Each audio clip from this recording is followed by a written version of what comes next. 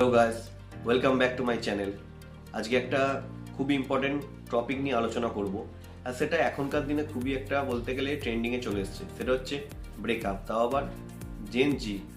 Gen জি এর breakup কেন হচ্ছে? তাদের মধ্যে সম্পর্ক শুরু হওয়ার সাথে সাথে কিছু সময়ের মধ্যেই ব্রেকআপ হয়ে যাচ্ছে। এর প্রধান কিছু কারণ আছে, সেই কারণগুলো আজকে আমি তোমাদের সাথে আলোচনা করব। তো গুগল এআই, এখন এআই যুগ। আমি এআই কে একটা প্রশ্ন করলাম যে জেন জি এর ব্রেকআপের কারণগুলো কি কি, তো গুগল এআই কি অ্যান্সার দিল তোমাদের এখন আমি পড়ে শোনাবো।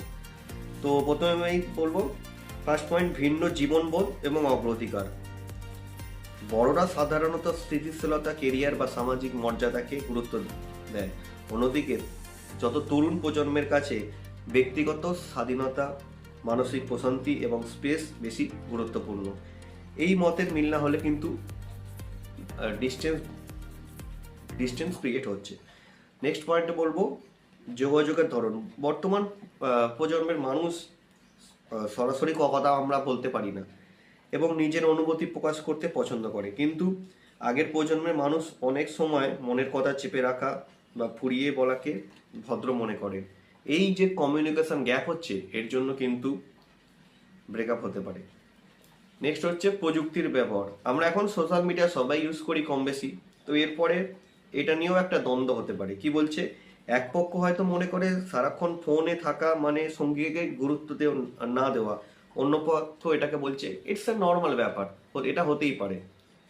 আর্থিক দৃষ্টিভঙ্গি, অনেকে টাকা জমানো বনাম টাকা খরচ করে অভিজ্ঞতা অর্জন, যেমন ঘুরতে যাওয়া। এই দুই ধরনের মানসিকতার পার্থক্য কিন্তু তৈরি হচ্ছে। এর ফলে কিন্তু ঝগড়ার অন্যতম কারণ এটা হয়ে দাঁড়াচ্ছে। সামাজিক ও পারিবারিক চাপ, এটা ক্ষেত্রেও কিন্তু ব্রেকআপ হচ্ছে। তো কি সমাজ ও পরিবারকে কতটা গুরুত্ব দেওয়া হবে তা নিয়ে কিন্তু দুই প্রজন্মের মধ্যে একটা ভিন্ন মত থাকে। এক পক্ষ হয়তো পরিবারের কথা ভেবে অনেক কিছু মেনে নিতে চায়, অন্য পক্ষে কিন্তু সেটা মানতে পারছে না।